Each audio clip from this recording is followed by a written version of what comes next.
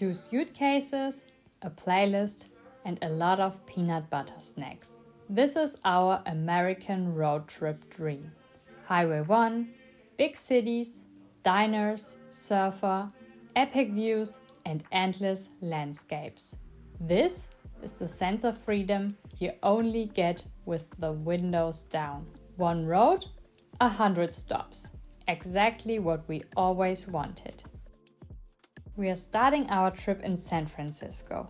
What a great first destination. The first thing we are exploring is the Fisherman's Wharf. The wooden planks of Pier 39 creak beneath your feet as you wander past candy stores, souvenir shops, and the laughter of children chasing bubbles. Sea lions bark and lace on the docks, stacked like sunbathing tourists. The carousel spins slowly, music box notes rising into the salty wind. Pier 39 hums with life. The iconic red of the Golden Gate Bridge disappears into mist as cable cars clang up steep hills. San Francisco, where the journey begins and the world feels wide open. The next day, we decided to hire bikes and take a trip across the Golden Gate Bridge to Sausalito. Golden light spills over the bay as the city wakes. Past Aquatic Park, the road climbs gently toward the Golden Gate Bridge. Massive, iconic, humming with traffic and wind. Paddling across the span, the city fades behind you. On the other side, Sausalito, with its coastal homes, bobbing sailboats, and cafes lining the bay. You roll into town, legs burning, heart full. Ferry boats wait to carry you home, but for now, you've earned this view. Crossing the bridge by bike was simply an incredible feeling, the best bike ride of my life.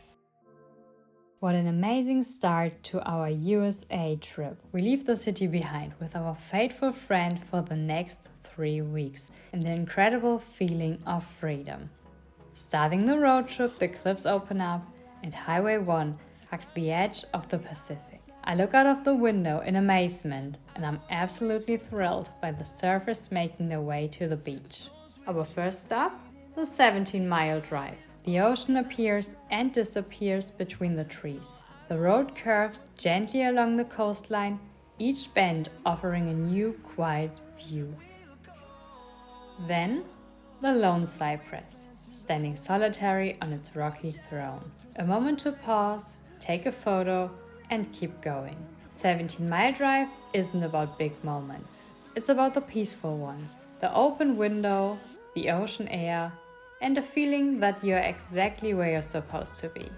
Next, we stopped at Carmel by the Sea, a quiet coastal village town. The beach at the end of town is wide and soft, with fine white sand where locals walk barefoot with their dogs. By afternoon, we reach Monterey, where sea otters drift lazily in the harbor. The sun sets over the bay, painting the water gold. We fall asleep to the hush of the ocean. We rise early. Foggy morning, reindeer bid us farewell. The road to Big Sur is wild and winding. Soon, you're surrounded by cliffs and forests, with the Pacific far below.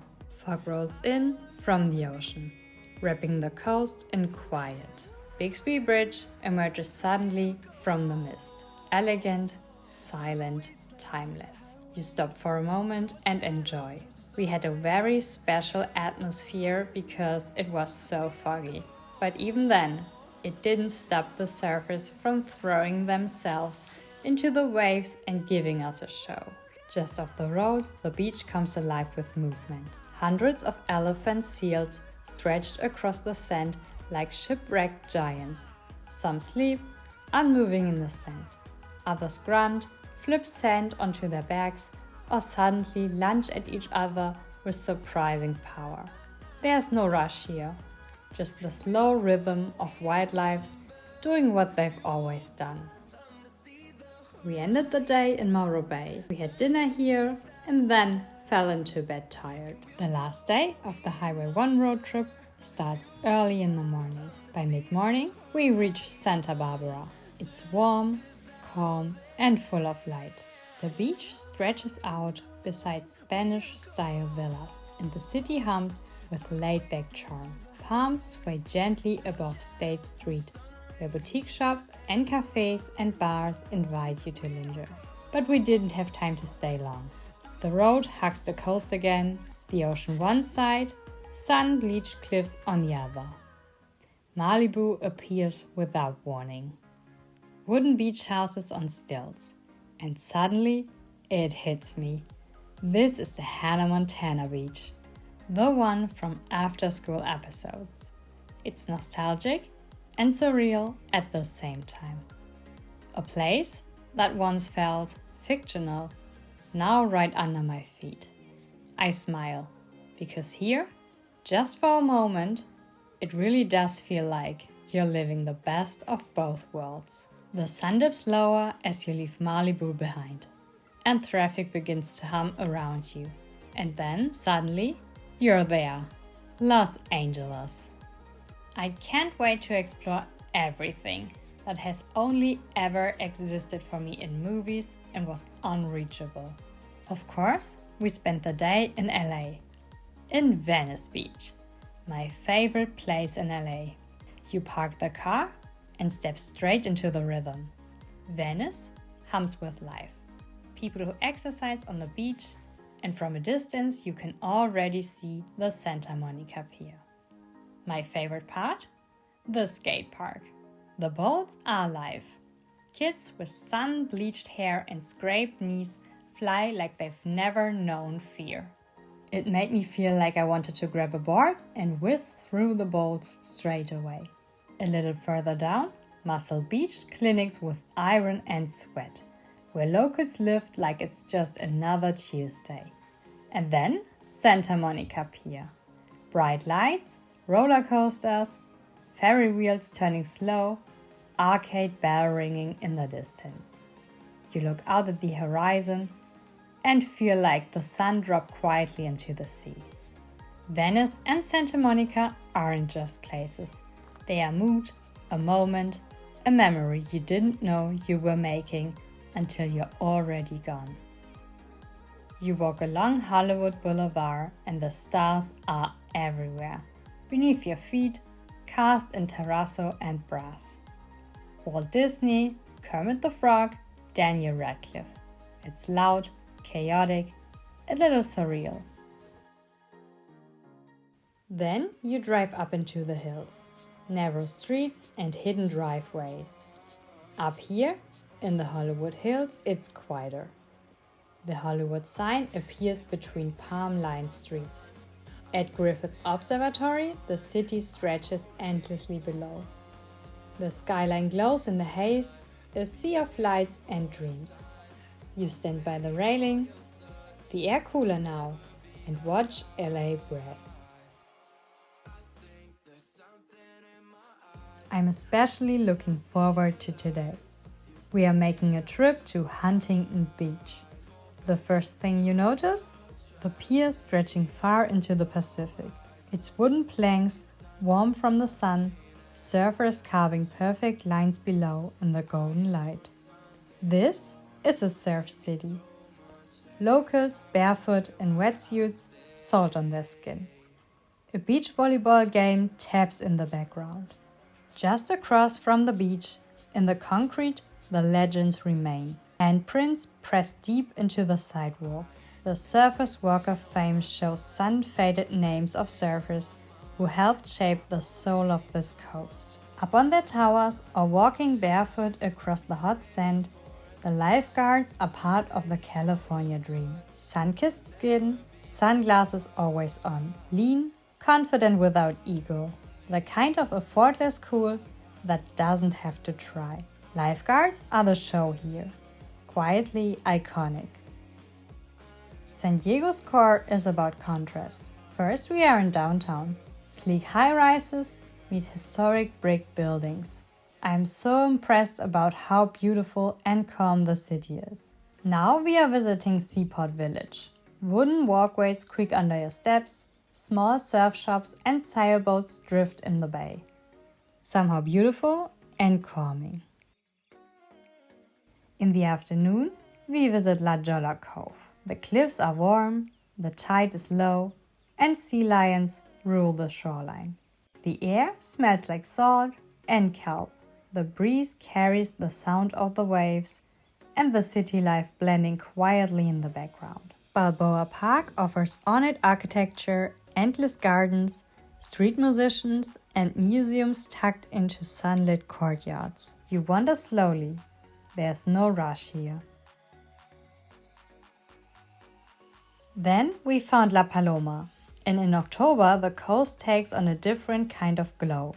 It's Dia de los Muertos, and the street is alive. Sugar skulls in every color, faces painted with flowers and bones. The creativity is endless, a celebration of soul, roots, and life. California and Mexico in one heartbeat. Today we are visiting Grand Canyon. The Grand Canyon is massive. You walk up to the edge and it's like nothing you've ever seen before. Just endless rock formations and the Colorado River down below. Birds circle far below. You can't help but feel small standing there. It's one of those places you just have to see for yourself. No photos or videos can really capture it. In the afternoon, we move into our cozy little cabin in Utah. It was just so cozy, with the patio, the hanging chair, and the barbecue areas and the pickleball court. I felt so comfortable from minute one, and I'm looking forward to reviewing and processing the road trip and all the experiences of the last few days. The first part of the day was Horseshoe Bend. You hike a little and then suddenly you are standing on the edge, looking down at the Colorado River winding in a perfect horseshoe shape. It's impressive. The way the river carves through the red rock definitely worth a stop. And just when you think it can't get more surreal, you head into Antelope Canyon. You walk down into narrow sandstone walls and suddenly everything changes. Natural patterns carved by water and time. It's not a long walk, but it's one you remember. Zion feels big the moment you drive in. Massive red cliffs rise on both sides of the road. You hike through narrow canyons, cross rivers, and look up at walls that glow in the sunlight. It's rugged, raw, and peaceful all at once. After our hike in Zion, we are spending the afternoon relaxing and playing pickleball. Vegas hits you the moment you arrive. Neon everywhere. The whole city glows. Music and people from every corner of the world. The party never really stops. Giant hotels and themed casinos. It's like a theme park for grown-ups. On one block, you've got the Eiffel Tower. On the next, the replica of Venice. Caesar's Palace felt like ancient Rome. New York brings you a slice of Manhattan. Inside the casinos, time disappears. Some still sit here until the next morning. Then there's Old Vegas Fremont Street. More grit, more history. The ceiling light up with animations, zipliners fly overhead, and cover bands play classic rock under neon signs that have seen decades. And if you're brave or just hungry, you hit the Heart Attack Grill.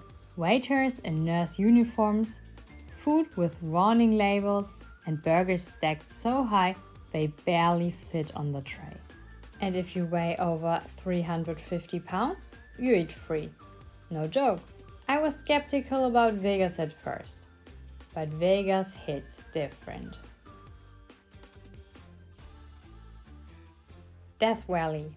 Endless roads, empty landscapes, and the land stretches out in every direction. Golden hills, white salt flats, cracked earth.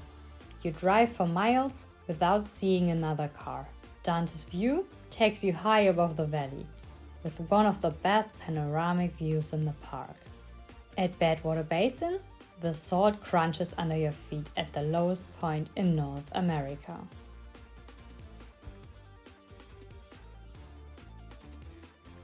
Mesquite flat sand dunes rise up in soft, perfect curves. Simple, but stunning. Death Valley is raw, surreal, and powerful. A place that shows you what extreme really means. Completely unforgettable.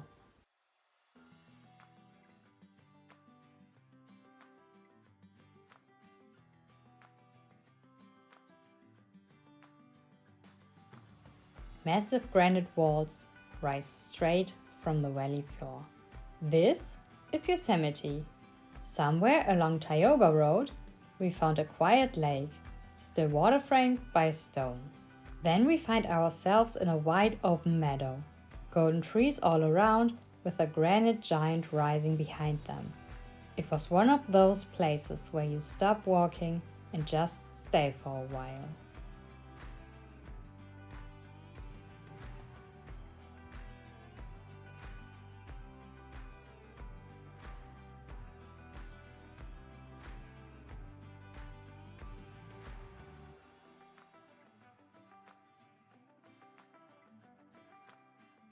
The next day we are on a hike.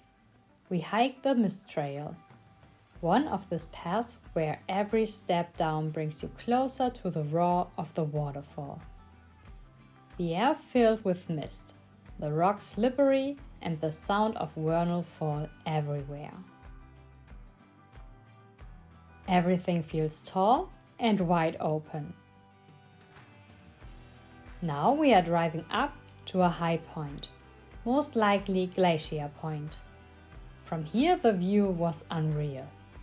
Layers of granite, peaks with clouds slowly driving across them. Half Dome stood tall in the distance, like it's always watching the valley below. From ocean views and desert heat to giant cliffs and glowing cities, this trip had it all. We drove miles, chased sunsets, stood still in silence, and got sand in our shoes more than once. Every stop felt different. Every place had its own rhythm. And somewhere between highway curves and peanut butter breakfast in the car, we found that feeling you only get when you are out there, just driving. This was freedom. Messy, simple, unforgettable.